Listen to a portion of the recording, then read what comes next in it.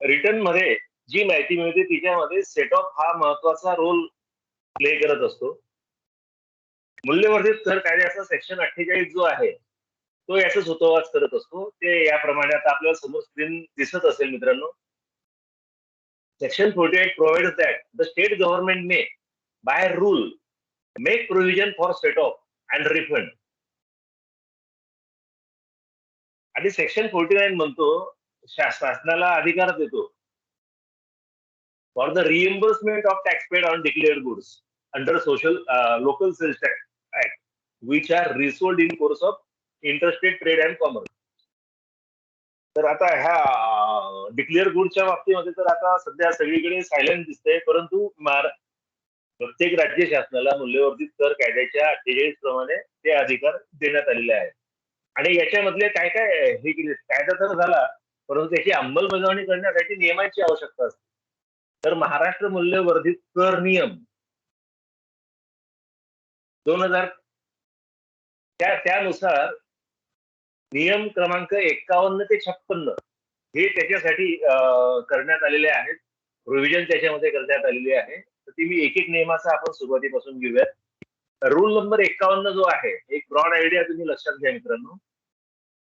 Set off on stock as on 31/3/2005 Maharashtra राज्य मूल्यवर्धित कर कायद्याची अंमलबजावणी झाली ती 1 एप्रिल 2005 पासून झाली. म्हणजे 31 तारखेला जुना कायदा जो पण होता, मुंबई विक्री कर कायदा म्हणा किंवा इतर जे कायदे होते ते संपूर्ण मूल्यवर्धित कर कायद्यामध्ये मर्ज झाले. जसे की वर्क कॉन्ट्रॅक्ट ऍक्ट असेल, लीज ऍक्ट असेल वगैरे असे सगळे. आणि 31/3/2005 रोजी त्याच्याकडे जो शिल्लक माल होता त्याच्यावरचा सेट ऑफ देण्यासंदर्भामध्ये भाष्य हा रूल 51 करतो. दुसरा पुढचा रूल आहे rule 52. Items on which set off is available. आता कुठल्या कुठल्या बाबी आहेत आणि गोष्टी आहेत ज्याच्यावर सेट ऑफ मिळू शकतो. त्याच्यातलं जर पुढे त्यांनी जोडलेलं आहे rule 52A 52A set off in respect of goods manufactured by mega units. एक मेगा युनिट्स ही एक संकल्पना आहे आणि त्याला काही सवलती देण्यात आलेल्या आहेत. जसं पूर्वी पॅकेज स्कीम ऑफ इन्सेंटिव्ह वगैरे होतं त्याप्रमाणे. पुढचा रूल आहे rule 52B set off in respect of certain good. काही विशिष्ट माल असा आहे की गुड्स असे आहेत की त्याच्या संदर्भामधले सेट ऑफ त्याच्या बाबतीमध्ये 52B भाष्य करतो. रूल 53 आयटम्स ऑन विच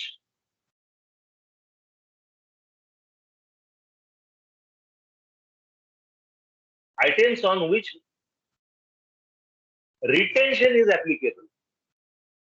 तर मित्रांनो रिटेन्शन काय आहे ते आपण आता पुढे बघणारच आहोत. आणि सगळ्यात महत्वाचं आहे 53 नंतर rule 54 items on which no set off is eligible. म्हणजे ह्या पर्टिक्युलर काही अशा वस्तू आहेत किंवा काही ट्रान्झॅक्शन आहेत की त्याच्यावर सेट ऑफ किंवा आयटीसी हा मिळू शकत नाही. हे महत्वाचे लक्षात ठेवा. रूल 53 आणि 54 हे दोन महत्वाचे नियम आहेत.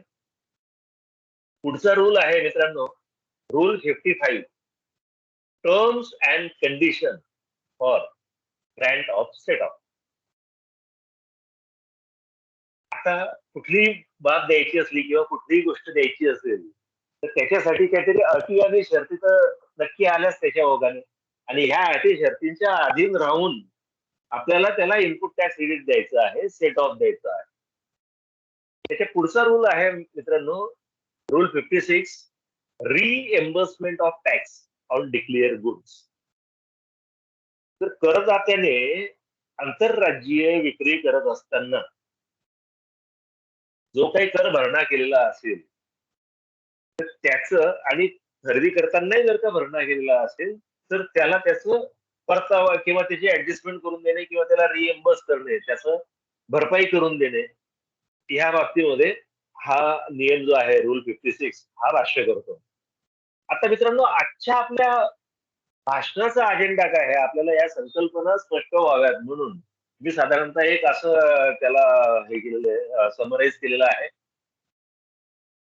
पहिला अजेंडातला पहिला भाग असेल general conditions relating to grant of set off as per section 48. मित्रांनो, आवाज येतोय ना एनीबडी? हॅलो. हो सर. येतोय. हो, येतोय सर. येतोय सर. येतोय सर, येतोय. तर अजेंडा मधला आपला पहिला प्रश्न, पहिला भाग असणार आहे general conditions relating to grant of set off as per section 48. याच्या बाबतीत आपण चर्चा करणार आहोत. दुसरा आहे in depth study of claim and grant of set off as per rule 52. तिसरा असणार आहे आपल्याला याच्यातला भाग असणार आहे अजेंड्यातला की reduction in set off as per rule 53.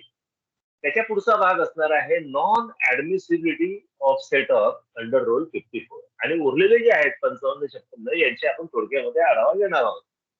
तर सेक्शन 48 हा साधारणतः काय आपल्याला सुतोवाच करून देतो साहेब मित्रांनो? General condition for claim and grant of set off काय असणार आहे? पहिली condition, purchase to be effected from registered dealer. म्हणजे एखाद्या व्यक्तीला सेट ऑफ देताना त्याची जी खरेदी आहे ती नोंदणीकृत व्यापाऱ्याकडनंच व्हायला हवी. दुसरी कंडिशन आहे purchase should be after appointed day. मित्रांनो, कुठल्याही कायद्याची अंमलबजावणी करत असताना कायद्यामध्ये अपॉइंटेड डे म्हटलेला असतो आणि त्याच्यानंतर तो दिवस जाहीर केला जातो ज्या दिवसापासून त्या कायद्याची अंमलबजावणी सुरू होणार आहे. तर महाराष्ट्र राज्य मूल्यवर्धित कर कायद्याची अंमलबजावणीची तारीख जी होती ती 1 एप्रिल 2005 होती. आणि ह्या 1 एप्रिल 2005 म्हणजेच अपॉइंटेड डेटच्या नंतरच्या कालावधीतला त्याची खरेदी असली पाहिजे, ही दुसरी कंडिशन. तिसरं, टॅक्स ऑन इनव्हॉइस. आता मूल्यवर्धित कर कायद्याचं सेक्शन 86 हा इनव्हॉइस कसं असावं, बिल कसं असावं याच्या बाबतीमध्ये भाष्य करतो. आणि त्या इनव्हॉइस मध्ये जर का कर वेगळा गोळा केलेला असेल तरच त्याचा आयटीसी मिळेल. ते खरेदी करताना खरेदीचं जे बिल असेल त्याच्यामध्ये टॅक्स पेड सेपरेटली असेल तरच त्याचा सेट ऑफ आपण देत असतो. पुढचं कंडिशन आहे tax invoice should content the declaration as prescribed under rule 77. तर मित्रांनो, 86 आणि 77 हे दोन नियम आपण वाचून घ्याल. 77 प्रमाणे एक शपथपत्रासारखं एक प्रमाणपत्र त्या इनव्हॉइसवर त्याला प्रिंट करावं लागतं की मी नोंदणीकृत व्यापारी आहे आणि अमुक अमुक नमुक असं त्याच्यामध्ये एक साधारणतः शपथपत्र असतं. ते इनव्हॉइसच्या वर किंवा खाली कुठेतरी त्याला शब्द बंधनकारक असतं. ते असेल तर त्याला मिळेल. पुढची condition, signed by selling dealer or his authorise representative. ज्या बिलाच्या समोर किंवा अगेन्स्ट, ज्या इनव्हॉइसच्या अगेन्स्ट आपल्याला सेट ऑफ त्याला द्यायचं आहे त्या बिलावर ऑथराइज सिग्नेटरी किंवा रिप्रेझेंटेटिव्हची सही त्याच्यावर असायला हवी. पुढची कंडिशन आहे tax to be paid in to the government treasury by supplier of goods unless such supplier is a deferral unit or unit under PSI. मित्रांनो, tax paid in to government treasury by supplier of goods याची सगळ्यात महत्वाची condition ही आहे 48चं subsection 5 प्रमाणे government ट्रेझरीमध्ये जेवढ्या प्रमाणात कर भरला गेलेला असेल तेवढ्याच प्रमाणामध्ये त्याच्याच अनुपातामध्ये त्याच्याच रेशोमध्ये तुम्हाला सेट ऑफ मिळेल. गव्हर्नमेंट ट्रेझरीमध्ये जर का 100 रुपये जमा केलेले असेल तर 100 रुपयाच्या अगेन्स्ट तुम्हाला 101 रुपये किंवा त्याच्यापेक्षा जास्त मिळणार नाही. 100 रुपयाच्या खालीच तो सेट ऑफ त्याचा क्लेम असला पाहिजे. परंतु डेफरल युनिट जे आहेत किंवा पॅकेज स्कीम ऑफ इन्सेंटिव्ह मधली जी युनिट्स आहेत यांना याच्यातनं वगळण्यात आलेला आहे. अशा पद्धतीने हा सेक्शन जो आहे तो कंडिशन्स आपल्याकडे स्टेट करतो. या सेक्शन प्रमाणे त्या प्रत्येक कंडिशनला सपोर्टिंग असे रूल्स बनवण्यात आलेले आहेत. त्या रूलच्या बाबतीमध्ये आता आपण घेऊया. सेक्शन 51 जर बघितलं साहेब आपण तर तो आहे स्टॉकचा. स्टॉकचा आता इतके वर्ष गेल्यानंतर तसा काही आता आपल्या याच्यात राहिलेली नाही, कारण त्याची कुठलीही आता असेसमेंट शिल्लक राहिलेली नाही. तर आपण सेक्शन 52 जो आहे आता जे चाललेलं आहे त्याच्या बाबतीत 52 पासून सुरुवात करूया. रूल 52 पासून सुरुवात करूया. हा जो 52 आहे रूल 50, रूल आणि सेक्शन याच्यामध्ये गल्लत करू नका मित्रांनो. सेक्शन 48, 49, 50, 51, 52 हे सेक्शन्स सेट ऑफच्या संदर्भामध्ये भाष्य करतात. काय काय द्यावं, त्याच्यावर रिफंड कसा द्यावा, आणि सेक्शन 52 जो आहे तो परतावा जो देतो आपण, एक्सेस आयटीसी जो झालेला असेल त्याचा जो रिफंड देतो त्याच्यावरचा व्याज देण्यासाठीचा सेक्शन 52 आहे. आणि हा आपण जो आता चर्चा करतो आहोत तो रूल 52 आहे मित्रांनो, लक्षात घ्या. ही गल्लत बऱ्याचदा होते. आता rule 52 deals with input tax credit, that is ITC, in respect of purchases made on or after the appointed day. आता आपण 48 मध्ये बघितलेली होती त्याप्रमाणे 52 काय म्हणतो आपल्याला की अपॉइंटेड डेच्या नंतर किंवा त्या दिवशी किंवा त्याच्यानंतर जर खरेदी असेल तरच तुम्हाला इनपुट टॅक्स क्रेडिट मिळेल, म्हणजे सेट ऑफ मिळेल. दुसरी त्यातली condition, this rule was amended from time to time as per present position. As per present position, a claimant dealer is eligible to claim set off on purchases of. आता कसं माहिती का, ह्या 52 मध्ये वेळोवेळी त्याच्या स्थळ काळ वेळेनुसार किंवा परिस्थितीनुसार बरेचसे बदल करण्यात आलेले आहेत. आणि आजच्या आता जे आपण हे घेतोय त्याच्यामध्येही कदाचित बदल झाले असतील, परंतु आजची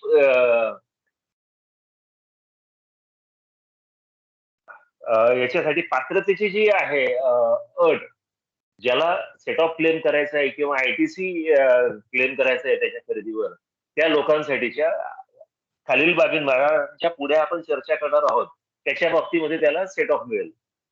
तर पहिलं जे आहे कॅपिटल ऍसेट्स, हे सुद्धा एलिजिबल आहे. दुसरं आहे goods the purchases of which are debited to the profit and loss account or trading account. काय असतं मित्रांनो, प्रॉफिट अँड लॉस अकाउंटच्या नॉमिनल अकाउंटला खाली डेबिट केलेले असतात काही जनरल व्हाउचरने त्याची खरेदी झालेली असते, काही अदर एक्सपेन्सेस म्हणून खरेदी केलेले असतात, त्या गुड्सवर सुद्धा त्याला सेट ऑफ मिळू शकतो. दुसरं असतं, महाराष्ट्र शासनाने एंट्री टॅक्स लावलेला आहे, म्हणजे मोटर वाहनांवर आणि काही पेट्रोलियम प्रॉडक्ट्सवर. त्या एंट्री टॅक्स जो त्याने भरलेला असेल, एंट्री टॅक्स पे केलेला असेल, त्याचा सुद्धा त्याला सेट ऑफ मिळू शकतो. आणि सब्जेक्ट टू प्रोव्हिजन, म्हणजे हे एवढे सगळे जे सेट ऑफ जे मिळू शकतात, हे रूल नंबर 53, 54 आणि 55 यात नमूद केलेल्या अटी आणि शर्ती यांच्या अधीन राहून त्याला मिळू शकतो, subject to provisions of rule 53, 54, 55.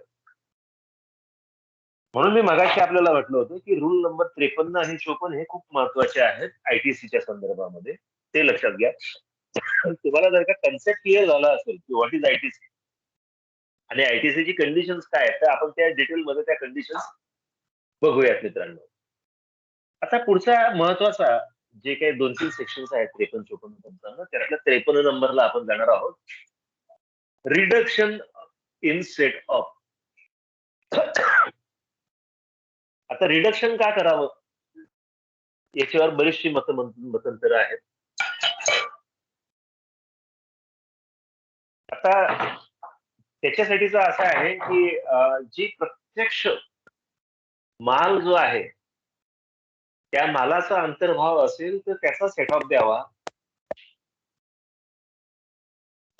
असं अपेक्षित आहे. परंतु तो माल बनवण्यासाठी ज्या काही वस्तू लागतात त्याच्या संदर्भात काय करावं, कारण तो सुद्धा त्याचा खर्च झालेला आहे. मग शासन म्हटलं किंवा कायदा म्हणतो की ठीक आहे, नियम असा म्हणतो की ठीक आहे बाबा, त्या फ्युएलवर लागेल, त्याला जे काही त्याला फ्युएल लागते किंवा काय लागते त्याच्यावर आम्ही तुला सेट ऑफ देऊ, परंतु त्याच्यामध्ये आम्ही काहीतरी रिटेन्शन करून घेऊ. असंच पद्धतीने पुढचं पण असतं की 53चा सबरूल 1 म्हणतो की गुड्स युज्ड ऍज फ्युएल, ज्या काही वस्तू फ्युएल म्हणून वापरलेल्या असतील त्याच्यातलं 3% रिडक्शन आपण करून घेऊ. म्हणजे ते फ्युएल खरेदी करण्याचा जो परचेस प्राइस असेल त्याच्यावर भरलेला टॅक्स असेल त्याच्यावरनं 3% कमी करून घेऊ, उरलेला आणि तुला सेट ऑफ.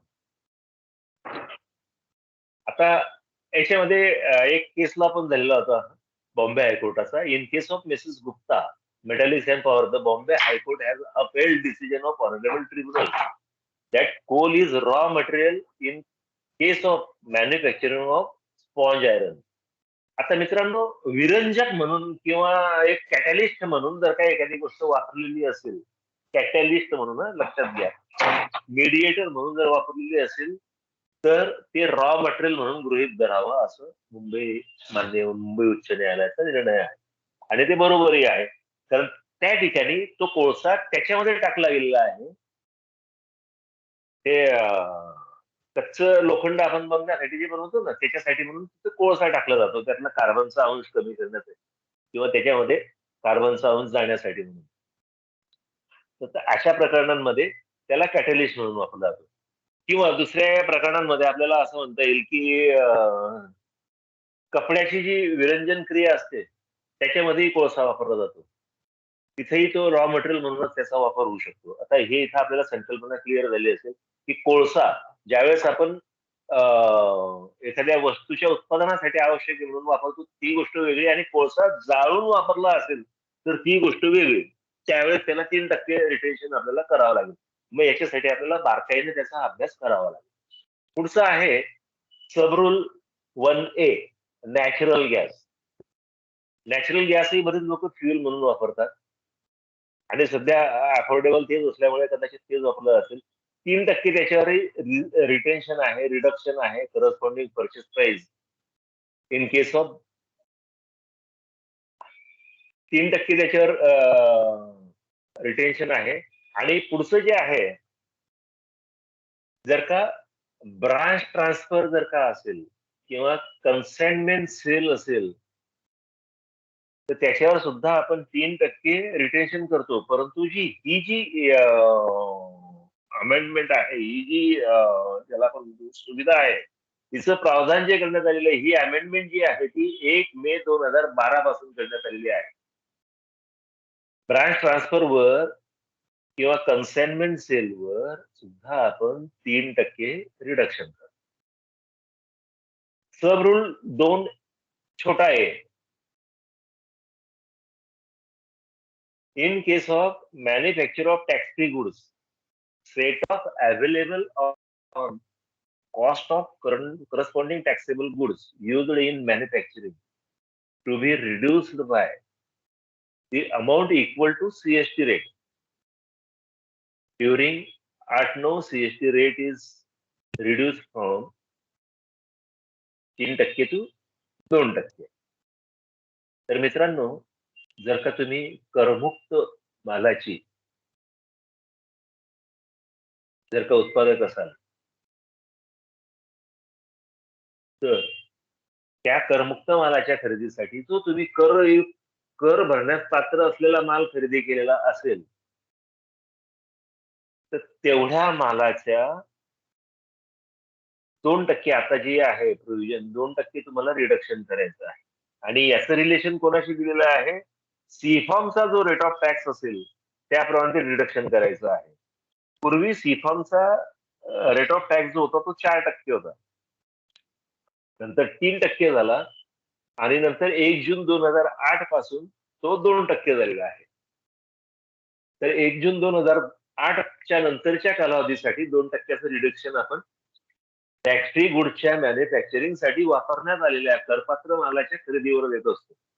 त्याच्यात काही शंका असेल तर आपण विचारू शकतो मित्रांनो.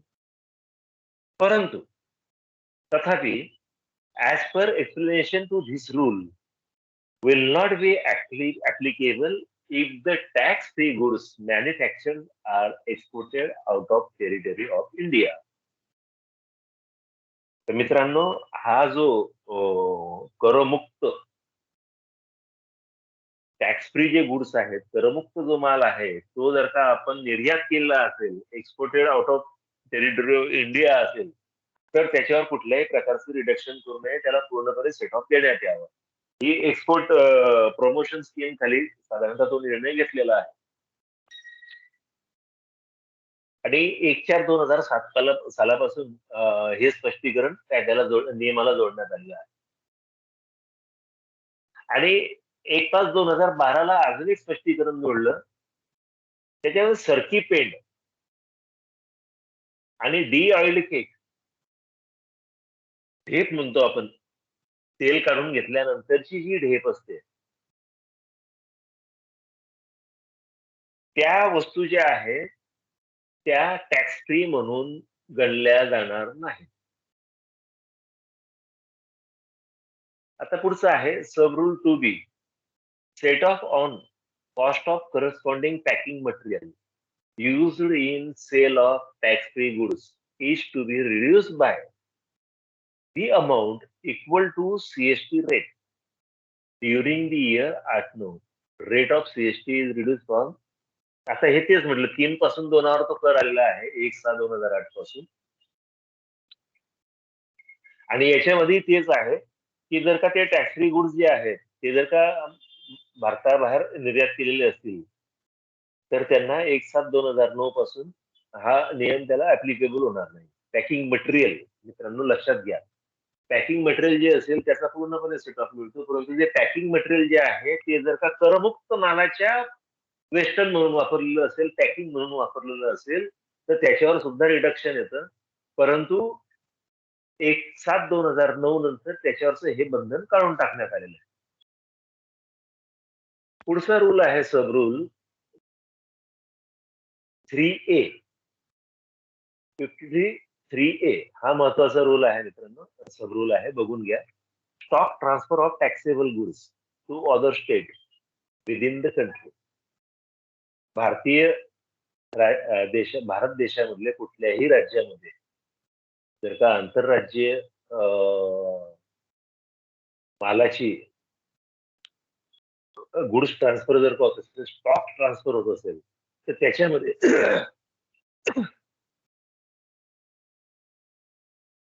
एक रिटेन्शन आपल्याला करायचं आहे आणि त्याच्यासाठीचा जो क्लॉज आहे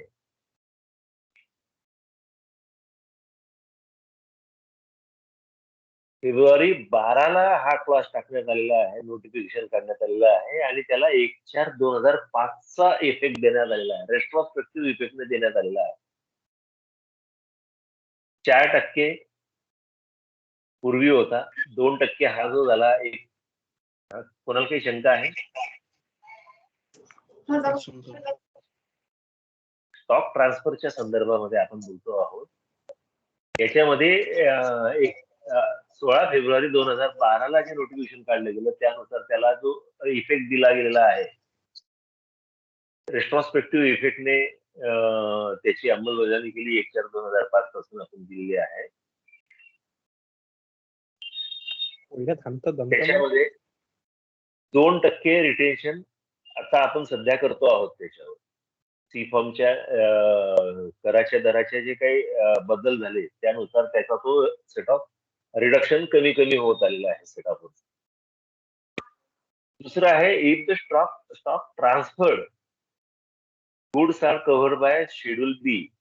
शेड्यूल बी मधले जे काही गुड्स असतील मित्रांनो तर त्याच्यावर 1% रिडक्शन आहे 2%च्या ऐवजी. पूर्वी 3% होतं.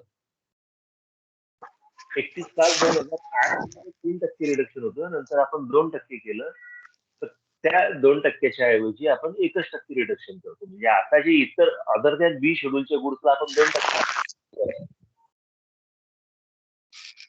परंतु बी शेड्यूलला आपण 1% रिडक्शन करतो. No reduction as per the sub rule is to be made if the goods dispatched are received back within a period of 6 months. त्याला आपण गुड्स रिटर्न म्हणतो.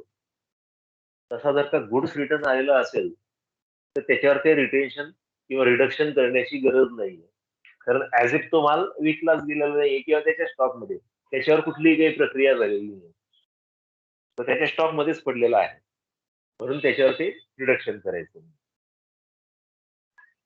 आता याचं एक स्पष्टीकरण जे म्हटलं आहे, explanation provided that if the taxable goods are dispatched outside the state and the rate of tax specified in the schedule again corresponding taxable goods purchased is less than 4%, then the reduction from set off under this clause shall be calculated at such lower rate of tax specified in schedule against corresponding goods.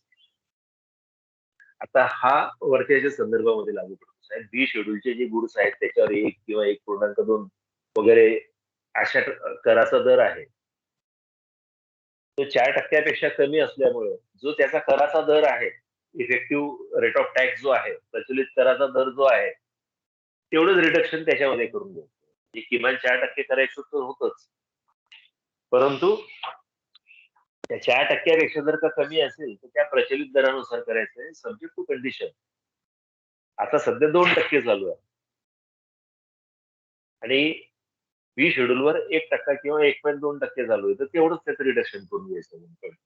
ते त्याच्यावर 2% reduction करायचं, त्याच्यावर कर भरणा नाही करायचा मित्रांनो. त्याच्यापेक्षा जर कमी असेल तर तेवढंच रिडक्शन करायचं आहे. आता सब रूल 3B.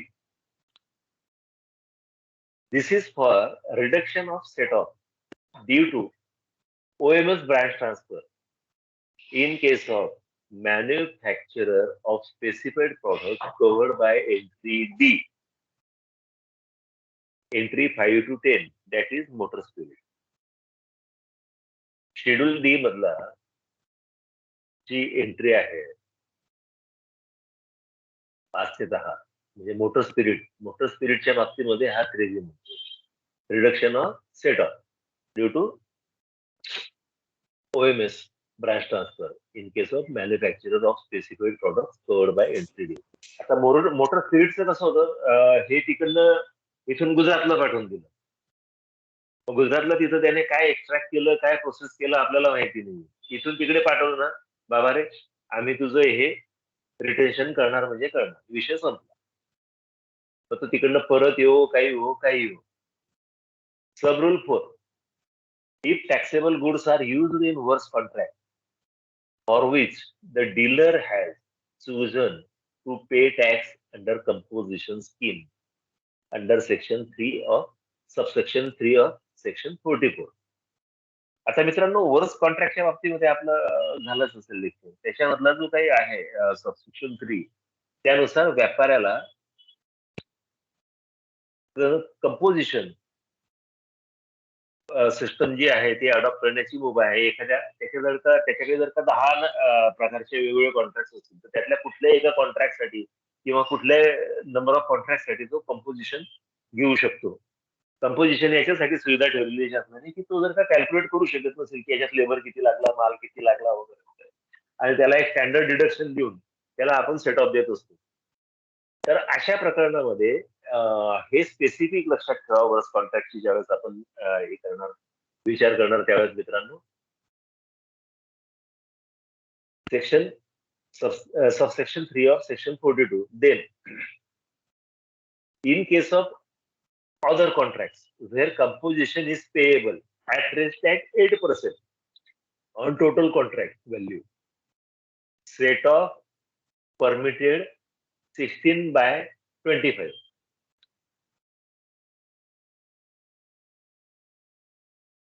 16/25 या अनुपातामध्ये आपण त्याला तो सेट ऑफ द्यायचा आहे. Of eligible amount of set of.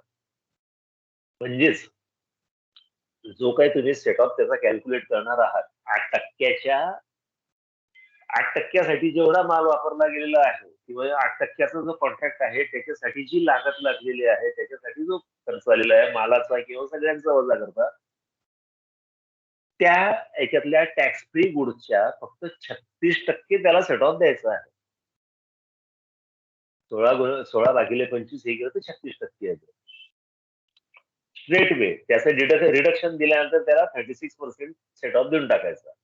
पुढचं, in case of construction contract where composition is payable at rate 5%. आता कसं असते की अदर दॅन कन्स्ट्रक्शन कॉन्ट्रॅक्टची एक लिस्ट दिलेली आहे 48 आणि 42 मध्ये. त्याच्या व्यतिरिक्त त्याच्या कन्स्ट्रक्शन कॉन्ट्रॅक्ट जर का असतील तर त्या कॉन्ट्रॅक्टला 5% कर आहे. त्या 5% 21/6/2006 पासून त्याच्यावर 4%चं रिडक्शन आहे.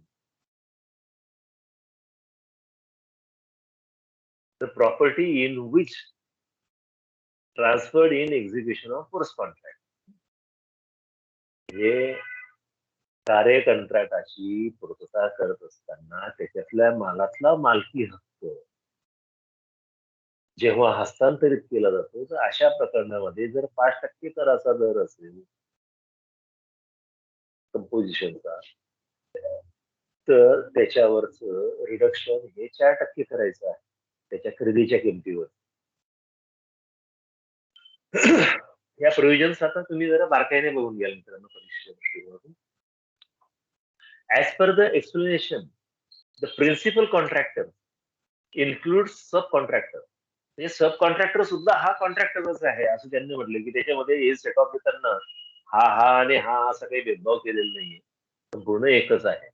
पुढचा सब रूल आहे मित्रांनो, sub rule 5. In case of discontinued business, set off allowed on stock of goods other than capital asset held on date of closure of business shall be disallowed. मित्रांनो, कुठल्याही कारणाने धंदा बंद झाला तर कारण काय असू शकतात? प्रोप्रायटर मेला, तो बंदच झाला, याच्या पुढे धंदाच होणार नाहीये त्याचा. तर अशा प्रकरणांमध्ये किंवा कुठल्याही पार्टनरशिप बंद पडली आणि तो धंदा बंद पडला, तर तो जो स्टॉक असतो, कॅपिटल ऍसेट सोडून जो स्टॉक असतो त्याच्याकडे उरलेला, तो संपूर्ण त्या स्टॉकवरचा सेट ऑफ त्याचा डिसअलो करा अनलेस इट इज डिस्पोज. म्हणजे त्याच्याकडे जर का आज काही रुपयाचा माल शिल्लक आहे तर त्याच्यावरचा सेट ऑफ द्यायचा नाही, शिल्लक मालाच्या खरेदी किमतीवरचा सेट ऑफ त्याचा डिसअलो करायचा. ही संकल्पना लक्षात आली मित्रांनो. आता रूल सब रूल 6. माफ करा, कोणाला काही अडचण आहे का? किंवा कोणाचं जर का हे असेल म्यूट करायचं राहिलं असेल तर प्लीज म्यूट करून द्या. सब rule 6. If the receipt on account of sales are less than 50% of total receipt.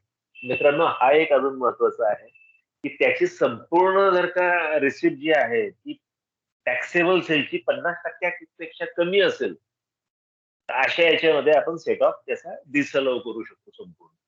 आणि ह्या ठिकाणी receipt means the receipt pertaining to all activities including business activities carried out in Maharashtra but does not include the value of stock transfer under Form F.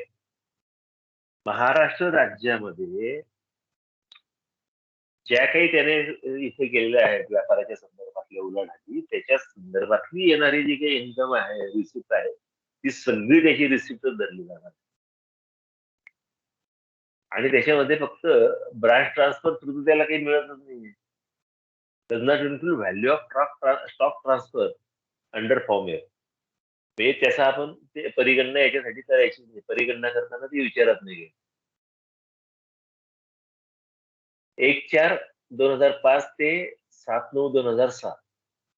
Set off allowed only on the purchases of corresponding goods sold or stock transfer under form F. म्हणजे तेवढ्याच जेवढे विकले जातील तेवढ्याच प्रमाणामध्ये जी खरेदी किंमत असेल त्याच्यावरचाच सेट ऑफ फक्त 2006 पर्यंत दिला जात होता. 7/9/2006 पर्यंत. आणि 8/9/2006 पासून आपण त्याच्यामध्ये बदल केलेला आहे कायद्याने, नियमामध्ये. पहिला बदल आहे, set off allowed only on those purchases and packing material. जे पॅकिंग मटेरियल असेल किंवा गुड्सचं परचेस असेल affected in that year where the corresponding goods are sold or sent on Form F within 6 months of date of purchase. म्हणजे खरेदी केल्यापासून 6 महिन्याच्या आत जे विकले गेलेले असतील त्या वर्षामध्ये, त्या आर्थिक वर्षामध्ये लक्षात घ्या, अशाच मालाच्या खरेदीवरचा सेट ऑफ मिळतो.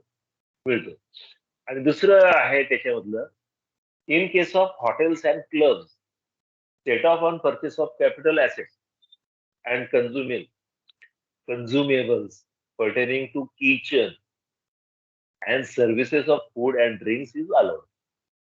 हॉटेल रेस्टॉरंट काय जे असतील त्यांच्यासाठीचं जे आहे, जे लॉजेस वगैरे आहे यांच्यासाठीचे जे काय आहे ते सगळे त्यांना अलाउड आहे. आणि एक with effect from 1/4/2007. Above clauses continue further on plant and machinery purchases on or after 8/9/6 set off will be allowable for the first 3 years from the effective date of certificate of registration. तर नवीनच कारखाना उभा करायचा आहे म्हटल्यानंतर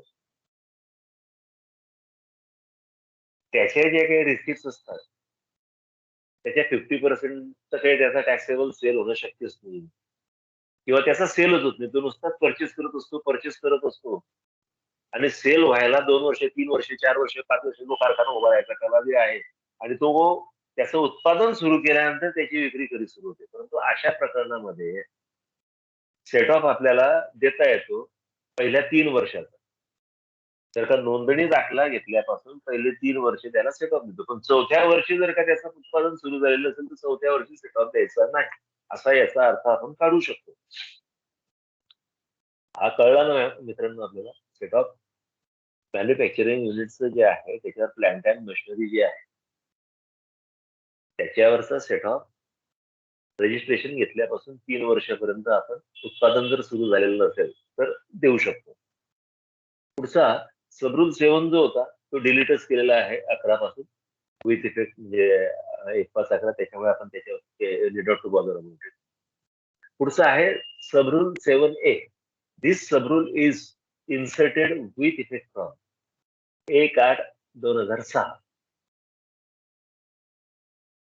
Set off on purchases of office equipment, furniture, and fixture which are capitalized. Set off is to be reduced by 3% on corresponding purchase cost. If the dealer is not in business of transferring the right to use these goods. मित्रांनो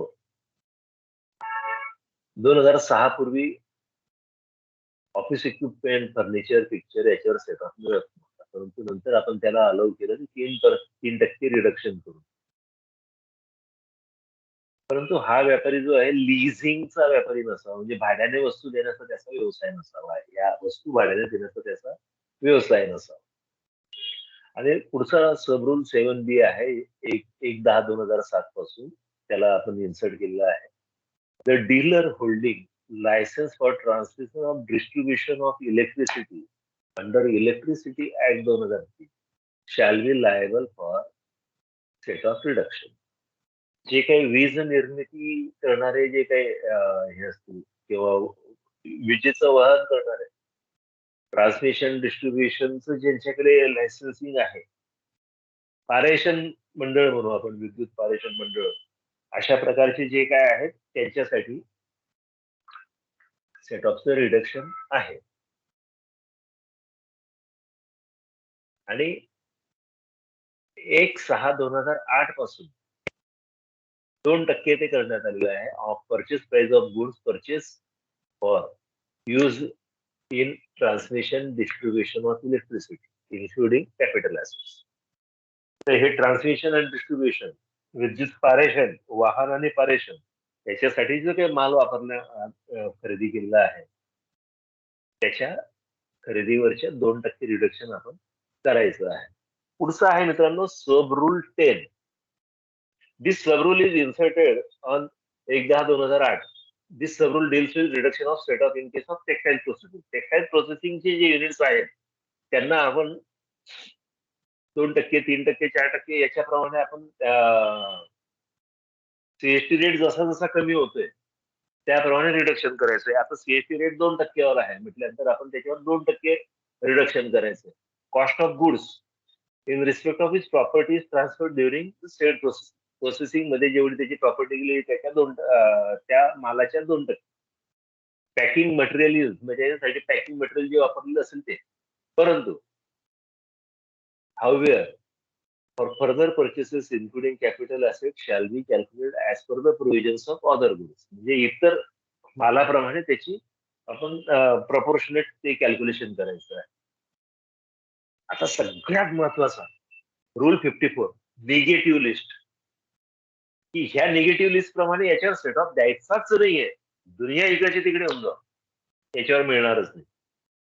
तर पहिला आहे no set off under any rule shall be admissible in respect of passenger motor vehicles and its counterpart unless the dealer is in the business of running it on hire. कुठल्याही व्यापाऱ्याने जर का motor vehicle घेतलं, passenger motor vehicle, आणि जर का त्याचा त्या passenger motor vehicle भाड्याने देण्याचा व्यवसाय नसेल तर त्याला मिळणार नाही. त्याचा ट्रान्सपोर्टचाच बिझनेस पाहिजे किंवा त्याचं ते ट्रॅव्हल एजन्सीज पाहिजे तरच त्याला तो मिळेल. पुढचं आहे B, purchases of motor spirit for own use. तुम्ही व्यापारी आहात, काय आहात, तुम्ही स्वतःच्यासाठी जर का स्वतःच्या गाडीत भरण्यासाठी पेट्रोल, डिझेल, गॅस वापरत असाल तर त्याचं सेटअप मिळणार. सी आहे purchase of crude oil, petroleum oil, as describe section 14 of CST act by oil refinery. आता ह्या ऑइल रिफायनरी ज्या असतात त्यांना क्रूड ऑइलचं सेटअप मिळत नाही. पुढचं आहे डी, परचेसेस ऑफ कन्झ्युमेबल और capital goods by a dealer principally engaged in doing job work. समोरच्या लोकांच्या मालावरच प्रक्रिया करण्याचं जे काम करतात, तसे फक्त लेबरवर काम करणारे किंवा जॉबवर जे असतात, तर त्यांच्या त्या जॉबवर करण्यासाठी जो कन्झ्युमेबल लागतात, म्हणजे समजा औषधाचा निर्माता आहे, तो दुसऱ्यांसाठी काम करतोय, मग त्या औषधाच्या गोळ्या बनवण्यासाठी जे विशिष्ट साचे, डाय वगैरे लागतात, तर त्या डायचा तुम्हाला म्हणजे साच्यांचा खरेदीवरचा सेटअप आपल्याला त्याला द्यायला मिळेल.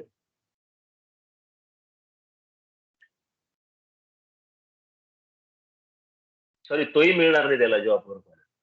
निगेटिव्ह लिस्ट जातो. पुढचा परचेसेस बाय इसी होल्डर. आता इसी आणि याचे पीएसआय मध्ये एंटायटलमेंट सर्टिफिकेट जे असतं त्या माणसाला सेट ऑफ मिळणार नाहीये, कारण त्याला आधीच आपण सुविधा दिलेल्या आहेत. एक्सेप्ट इसी holders under new PSI for tourism project.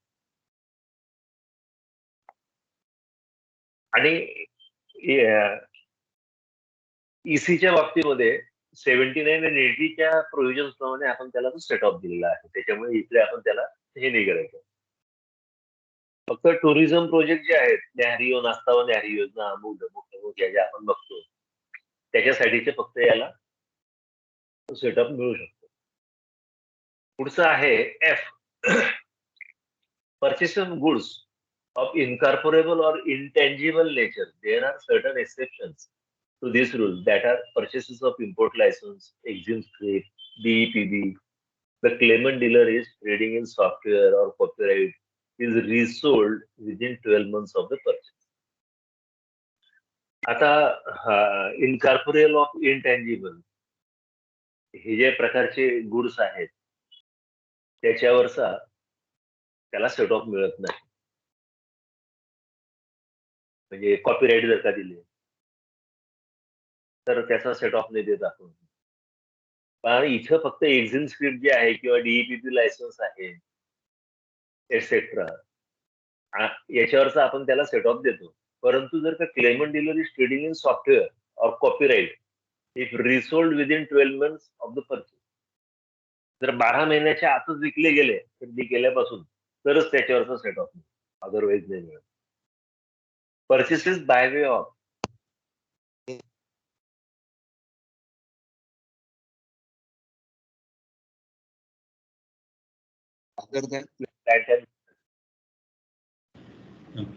Sir आवाज ब्रेक होतोय. परत कट झाला आवाज. आता येतोय का? येतोय सर. हॅलो, मध्यंतरी फोन आला ना म्हणून डिस्टर्ब. मित्रांनो, कळतंय का त्यातलं म्हणजे मी काय बोलतोय? हो हो सर. हो सर. आता वर्क कॉन्ट्रॅक्ट करतोय एखादा ठेकेदार आणि तो इमूव्हेबल प्रॉपर्टी, म्हणजे बऱ्याचदा कसं होतं की भिंत बांधली ही काय हालचाल करत नाही, ती काय ज्ञानोबरायांची भिंत नाही की ते आलेलं, त्याच्यामुळे ती भिंतीच्या वरचा सेट ऑफ मिळणार नाही किंवा जी काही वस्तू हालतच नाहीये त्याच्यावरचा सेट ऑफ मिळणार नाही.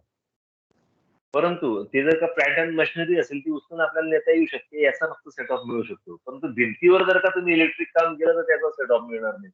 फर्निचर बांधलं, त्याला चिटकवलं भिंतीला की त्याचा सेट ऑफ मिळणार. अशा बारीक बारीक बऱ्याचशा गोष्टी त्याच्यामध्ये असतात, त्या मजा येते. बघत असताना पुढे जसा तुम्ही विचार कराल स्काय इज लिमिट. पुढे आहे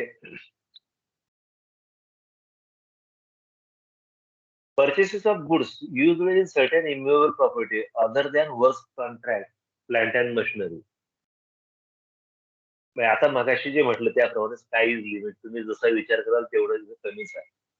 purchases of liquor by entry 123 of schedule D with effect from 1/5/2008 except sold OMS or dispatched for OMS brand transfer or export, sold from customs bond to foreign going ship and aircraft. दारूचा कुठल्याही प्रकारचं setup व्यवस्थित थोडक्यात तर का तो OMS विक्री करत असेल म्हणजे ओएमएस विक्री कोण करेल? फक्त जे कारखाने आहेत तेच परस्पर करतील. छोट्या मोठ्या डीलरचा काही संबंधच नाही त्या ठिकाणी. म्हणजे त्या बाबतीमध्ये त्यांनाच फक्त तो मिळेल किंवा एक्सपोर्ट करत असेल तर मिळेल. पुढचं आहे परचेसेस बाय मंडप keeper if it has opted composition. तर हे जे मंडप टार्पोलिन वगैरेचे जे असतात आपले सजावट करणारे वगैरे लग्नाच्या ठिकाणी मंडप टाकणारे त्यांचा इव्हेंट मॅनेजमेंट वाले थोडक्यात म्हणू आपण. त्यांनी जर का कंपोजिशन स्कीम मध्ये घेतलेलं असेल तर त्यांना तो सेट ऑफ मिळेल. अर्थात कंपोजिशन वाल्याला कुठला सेट ऑफ मिळत नाही वर्स कॉन्ट्रॅक्टर सोडला. पुढचं आहे की purchases of hotelier other than goods resold consumable and capital assets used in kitchen or supply of foods, etc.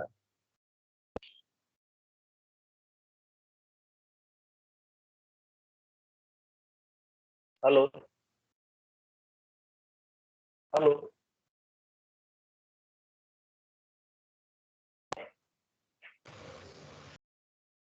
हा मला वाटतं आवाज येतो आता. मंडपवाल्यांना जर कंपोजिशन स्कीम घेतलेली असेल तर त्याला मिळणार नाही. Purchases by hotelier other than goods resold consumable and capital asset used in kitchen. हॉटेलियर्सला जो आहे त्यांना तो मिळत नाही. Purchases office equipment furniture and electrical installation if the dealer has treated these goods as capital asset and he is not in business of giving those goods on hire. आता 1/4/5 ते 1/7/9/2006 पर्यंत होतं. त्यानंतर आपण त्याला रिटेन्शनची परवानगी देऊन सेट ऑफ द्यायला लागलेलो आहे. तर ह्याच पद्धतीने हा आपण 54 बघितलेला आहे मित्रांनो निगेटिव्ह लिस्ट. ए पासून तर एल पर्यंत हे लक्षात घ्या. कुठल्याही याच्यावर आपण याच्यावर जास्त कॉन्सन्ट्रेशन करा. पुढचं आहे rule 55 terms and condition for grant of set off. Claimant dealer must be a RD. तो नोंदणीकृत व्यापारीच असला पाहिजे, रजिस्टर्ड डीलर असलाच पाहिजे. रूल 55(1) त्याचा ए महत्वाचं जे तेवढंच घेतलेलं is amended from 8/9/2006. After amendment the dealer is eligible to claim set off tax paid on purchases of goods effected from registered dealer during the URD period also, if in stock on date of registration. अनोंदणीकृत व्यापाऱ्याने नोंदणी घेतलेल्या दिवशी जर का त्याच्याकडे खरेदी केलेल्या मालाचा stock असेल तर त्याचा सेट ऑफ आपण देऊ शकतो. त्याच्यासाठी त्याला ऍडमिनिस्ट्रेटिव्ह रिलीफ घ्यावा लागतो. त्या ऍडमिनिस्ट्रेटिव्ह रिलीफ कायद्यानुसार त्याला मिळाला सर्क्युलेशन नुसार की तो त्या सेट ऑफ घेण्यासाठी पात्र ठरतो. अनोंदित व्यापाऱ्याने त्या आर्थिक वर्षामध्ये केलेल्याच मालावर तो फक्त त्याच्यावर पात्र ठरू शकतो. ज्या दिवशी नोंदणी घेतली त्या दिवशी त्याच्याकडे स्टॉक मध्ये असलेला आणि त्या आर्थिक वर्षात खरेदी केलेला माल असेल तर. पुढचा आहे हा जो आहे 31/3/2000 साली परत आहे की त्याच्यामध्ये अमेंडमेंट केलं गेलं आणि त्याला 8/9/2006 पासून आपण अंमलात आणलेला आहे. आता URD at the time of purchase set off available only if goods purchase entered after 1st April of the year on which. आता जी मगाशी म्हटलं त्याप्रमाणे रजिस्ट्रेशन ज्या वर्षात घेतलेलं आहे त्या आर्थिक वर्षातल्याच खरेदीवरचा सेट ऑफ त्याला मिळू शकतो ऍडमिनिस्ट्रेटिव्ह रिलीफ मिळाल्यानंतर, किंवा 3-2चं जे आपण रिडक्शन देतो त्याला कॅल्क्युलेट करताना, त्याच्यानंतर तेवढ्या प्रमाणामध्ये त्याला मिळेल. Treated as capital assets and not sold before date of registration. नोंदणी करण्याच्या आधी जर का विक्री झालेली नसेल तर कॅपिटल असेट जरी असली तरी सुद्धा, if goods are used or consumed in manufacture or manufactured goods have not been sold before date of RC. म्हणजे युआरडी असताना माल खरेदी केला, आता जे मगाशी म्हटलं तुम्हाला, आणि त्याचा उपयोग उत्पादनासाठी वापरला, आणि उत्पादन जे आहे ते विक्री त्याची केली नोंदणी घेतल्यानंतर. नोंदणीच्या आधीच्या विक्रीला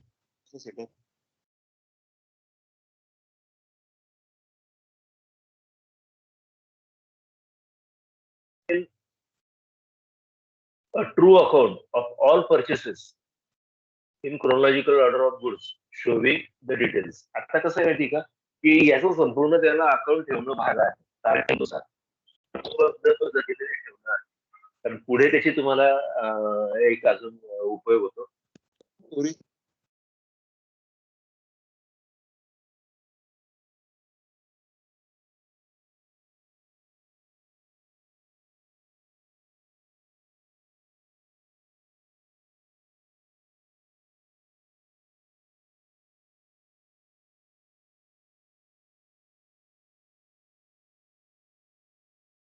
सर आवाज येत नाहीये. हॅलो, आला ना आवाज? सर आवाज येत नाहीये. हो, आला आता येतोय सर. मध्यंतरी एक फोन आला होता. तर मित्रांनो, याच्यासाठी त्याने ट्रू अकाउंट ठेवणं गरजेचं आहे क्रोनॉलॉजिकल ऑर्डर मध्ये, म्हणजे क्रमबद्ध पद्धतीने त्याने त्याची नोंद घेतलेली असणे आवश्यक आहे. पुढचं आहे produce the original invoice bill cash memo. आता ट्रेड सर्क्युलर 30T जे काढलं 2005 साली स्पेशल रिलीफ साठी, तर त्यासाठी त्याने ओरिजिनल इनवॉइस आपल्याला त्याच्या पुष्ट्यार्थ सादर करणं आवश्यक आहे. सपोर्टिंग डॉक्युमेंट म्हणून ओरिजिनल इनवॉइस आपल्याला दाखवणं आवश्यक आहे. पुढचं आहे rule 55(3) adjustment of set of. आता ऍडजस्टमेंट ऑफ सेट ऑफ म्हणजे काय मित्रांनो, की व्हॅट मध्ये जे एक्सेस जे काही असेल ते सीएसटी मध्ये जर का त्याला करता येत असेल तर तिच्या अगेन्स्ट आपण तो ऍडजस्ट करू शकतो, किंवा गेल्या वर्षामध्ये काहीतरी ड्यूज येत आहे त्याच्या अगेन्स्ट पण ऍडजस्ट करू शकतो, किंवा हा जर काही एक्सेस सेट ऑफ असेल आणि त्याला त्याचा रिफंड नको असेल तर पुढच्या कालावधीमध्ये आपण तो सेट ऑफ ऍडजस्ट करू शकतो. हा 55(3) प्रमाणे रूल 55. आणि पुढचा महत्वाचा आहे, मधले आपण घेतलेले नाहीत, महत्वाचे घेतलेले आहेत. Rule 55(5) FIFO first in first out he method adopt केलेली आहे. जर का तो आयडेंटिफाय करू देऊ शकत नसेल की हे गुड्स कधी आले, बल्क परचेस केलेला आहे वेगवेगळ्या व्यापाऱ्यांकडनं आणि त्याला ते आठवतच नाही कुठला माल कधी घेतला, तर अशा वेळेस जो पहिल्यांदा आला त्याच्या स्टॉक रजिस्टर मध्ये ज्याची पहिली एंट्री असेल त्याचा पहिल्यांदा सेट ऑफ देऊन टाकायचा. म्हणजे जो पहिल्यांदा आला तोच पहिल्यांदा आउट झाला असं त्याच्यामध्ये गृहीतक मांडलेलं आहे. त्याला म्हणायचं FIFO FIFO first in first out. आणि त्याच्याप्रमाणे no case ITC to exceed the amount paid in treasury. मगाशी आपल्याला म्हटलं. बोला. हॅलो, काही अडचण आहे का ताई? Hello. No case ITC to exceed amount paid in treasury. शासकीय तिजोरीमध्ये जो काही भरणा केलेला आहे त्याच्यापेक्षा सेट ऑफची रक्कम जास्त होता कामा नये. महत्वाचा मुद्दा. Refund first to be adjusted against outstanding liability. आणि त्याला जर का एक्सेस सेट ऑफ त्याने जर का मागितलं याचा मला परतावा देऊन टाका या ITCचा, तर ITC देत असताना त्याच्याकडे काही थकबाकी आहे का ती बघावी, आणि त्या थकबाकीची ऍडजस्टमेंट झाल्यानंतर जर का उरला तर त्याला तो परतावा द्यायचा आहे, रिफंड द्यायचा आहे. पुढचं आहे tax deferred deemed as received in treasury. आता काही गोष्टीमध्ये डेफ्रामेंट वगैरे असते, पॅकेज स्कीम ऑफ इन्सेंटिव्ह वगैरे साठी, तो जो डेफ्रामेंट असते ती शासनाची कमिटमेंट आहे व्यापाऱ्यांना. त्याच्यामुळे तो डेफ्रामेंट जी आहे ती तुम्ही शासकीय तिजोरीमध्ये कर भरण्यात आलेला आहे असं गृहीत धरावं. डेफ्रामेंट जी आहे that is deemed as received in treasury. Advance tax deposited eligible for adjustment against VAT, CST, ET payable during the year.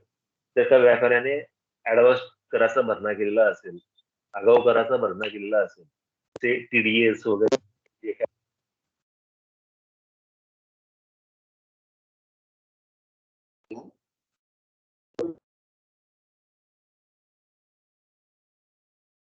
पुढचं आहे rule 55B. Applicability of set-off to developers and units in SEZ, Special Economic Zones. हा जो आहे 13 साली आपण insert केला section आपलं rule आणि त्याचा इफेक्ट जो दिला तो 15/10/2011 असा त्याला इफेक्ट दिला आहे. applicability of set off to developers and units in SEZ. SEZ चे जे काही डेव्हलपर्स वगैरे असतात डेव्हलपरला आणि SEZ च्या युनिट्सला याची ऍप्लिकेबिलिटी आहे. Nothing contained in Rule 53(6) or 54G or 54H shall be applicable to developers and units in processing area. Processing area म्हणजे PA to SEZ. म्हणजे SEZ साठीचा जर का एरिया ते डेव्हलप करत असतील तर निगेटिव्ह निश मधला G आणि H त्याचबरोबर 50% जे काय म्हटलं 53(6) ते याला लागू होणार नाही. म्हणजे त्याला फुल सेट ऑफ आपल्याला द्यायचा आहे. Explanation to processing area means as demarcated under section 6 of SEZ. SEZ च्या सेक्शन 6 प्रमाणे प्रोसेसिंग एरिया म्हणजे काय ते स्पष्ट करण्यात आलेलं आहे. परंतु त्याच्यामध्ये educational institution, hospitals, hotels, residential, commercial complexes याचा समावेश असणार नाही. तर हे महत्वाचं लक्षात घ्या मित्रांनो. अशा पद्धतीने आपण सेट ऑफ प्रोव्हिजनच्या बाबतीमध्ये सविस्तर आढावा घेतलेला आहे. सुरुवातीला जी काही तांत्रिक अडचणीमुळे आपल्याला थोडा उशीर झाला त्याबद्दल मी दिलगीर आहे. हॅलो हॅलो हा सर आवाज येतोय सर आवाज. हॅलो येतोय सर, क्लिअर आवाज येतोय. येतोय सर, येतोय आवाज. अशा पद्धतीने आपण जो काही घेतला मध्ये मध्ये ज्या काही तांत्रिक अडचणी आल्या नेटवर्क वगैरेच्या तर त्याच्याबद्दल मी दिलगीर आहे. आशा करतो आपल्याला याच्यामध्ये बऱ्यापैकी एक समजला असेल. काही शंका असेल तर आपण विचारू शकतो. आणि हे मी शेअर केलेले आहे टीम्सवर, आपण ती डाउनलोड करून घेऊ शकतो. कोणाला काही शंका? कोणाला शंका तर विचारून घ्या. Hello sir. धन्यवाद. हॅलो कन्क्लूड करूया. हॅलो. एक मिनिट, कोणाला तरी शंका आहे, कोणाला तरी विचारतंय. एक हॅलो. हा बोल विचार ना येते. हॅलो. काय शंका आहे आपली बोला. सब रूल 4 जरा प्लीज सांगता का? सब रूल 4 परत सांगतो. 53चा 54चा की 53चा? नाही, जो आपण 53चा सब रूल 4. हा.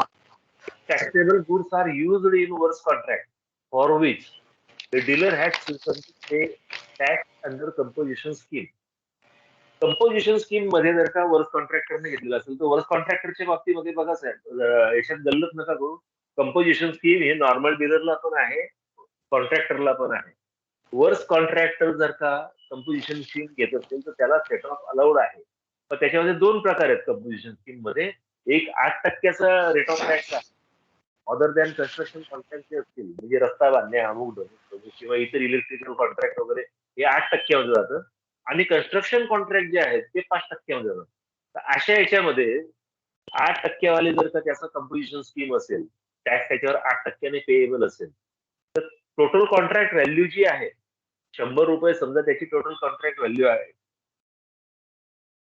तर त्याला फक्त 36%च एलिजिबल आहे.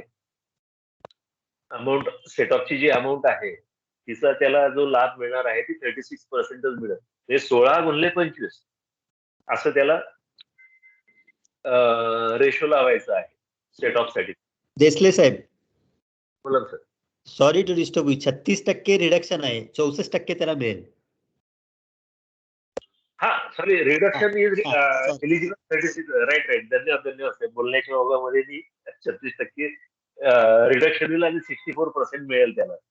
धन्यवाद साहेब. आणि दुसरं जे आहे, in case of construction contract where composition is payable 5%, म्हणजे 21/6/2006 सालापासून आपण ही अमेंडमेंट केलेली आहे, तर त्याच्यावर 4% रिडक्शन आहे. म्हणजे वर्स कॉन्ट्रॅक्ट मध्ये जी काही प्रॉपर्टी ट्रान्सफर झालेली आहे तिच्यावर 4% रिडक्शन आहे. आणि याची जे काय आहे, as per explanation, the principal contractor include sub contractor. म्हणजे त्याच्यामध्ये असा काही भेदभाव नाहीये, प्रिन्सिपल कॉन्ट्रॅक्टर, सब कॉन्ट्रॅक्टर असं वगैरे काही भेदभाव नाही. बरं, अजून काही शंका आहे मित्रांनो? मला वाटतं हा जो आहे sub rule 4 contractor. Hello sir. Hello sir. हा सर, मला एक शंका आहे. हॅलो. ऐकतोय मी, बोला. जर नैसर्गिक आपत्तीमुळे एखाद्याचं नुकसान झालं असेल तर अशा केसमध्ये त्याला मिळतो का हे सेटअप? इथं सेटअपच्या बाबतीमध्ये अनलेस रिसोल्ड हा कुठेही शब्द नाहीये. मग त्याच्यामध्ये आपत्ती असो किंवा काय असो, ही जी कंडिशन आहे, ह्या कंडिशन मध्ये जे असेल ते त्याचा सेटऑफ मिळेल. पण तो सेटऑफ आपण केव्हा देतोय? त्याच्या कंडिशन्स आपण दिलेल्या आहेत. त्याच्यामध्ये आपत्ती वगैरेचं काही म्हटलेलं आहे का काही नाही. फक्त बिझनेस बंद झालेला असेल आणि त्या दिवशी जर का त्याने स्टॉक गेला असेल तर त्या दिवसाचा त्याला सेटऑफ मिळणार नाही. एवढंच फक्त माझं जे आकलन आहे कायद्याचं. अनलेस ह्या दोन टेस्टमध्ये असं काढायचं. हॅलो. इथं धर पेन पुढं नीट आणि अर्धगोल काढ. बरं, अजून कोणाला काही शंका? Hello sir. बोला. हॅलो. बोला, ऐकतोय. हा sir, first in first out बद्दल सांगा सर थोडं. कसं आहे माहिती का, व्यापाऱ्याने क्रोनॉलॉजिकल ऑर्डर मध्ये मेंटेन करणं आवश्यक आहे. बऱ्याचदा की हा एवढा आहे माल माझ्याकडे पडलेला. बऱ्याच केसेस मध्ये कसं असतं की to the extent of goods sold तेवढाच त्याला सेट ऑफ मिळतो. म्हणजे टेक्सटाईल प्रोसेसर असतील किंवा वर्स कॉन्ट्रॅक्टर असेल किंवा अजून त्या 53 च्या अजून काही प्रोव्हिजन्स आहेत, त्याच्यानुसार to the extent of goods sold तेवढाच सेट ऑफ मिळतो. तर अशा प्रकरणामध्ये जो पहिल्यांदा माल आला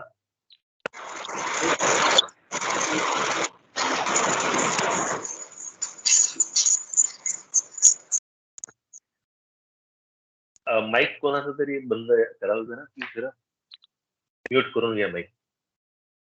तर अशा प्रकरणामध्ये जर का त्याला अकाउंट मेंटेन करता येत नसतील, जो माल पहिल्यांदा आला तोच पहिल्यांदा गेला असं गृहीत धरून ते फर्स्ट इन फर्स्ट आउटची आपण मेथोडॉलॉजी लावतो. पण ती काही सरसकट वापरली जात नाही, कारण आपण प्रत्येकाला आता मर्कंटाईलच हे म्हणतो आहोत मेथड. तर कंपोजिशन वाले जे असतात साधारणतः त्यांच्या बाबतीमध्ये ही मेथड लावता येऊ शकते. पण त्यालाही आपण वर्स कॉन्ट्रॅक्टरला तर ती देऊनच टाकलेली आहे.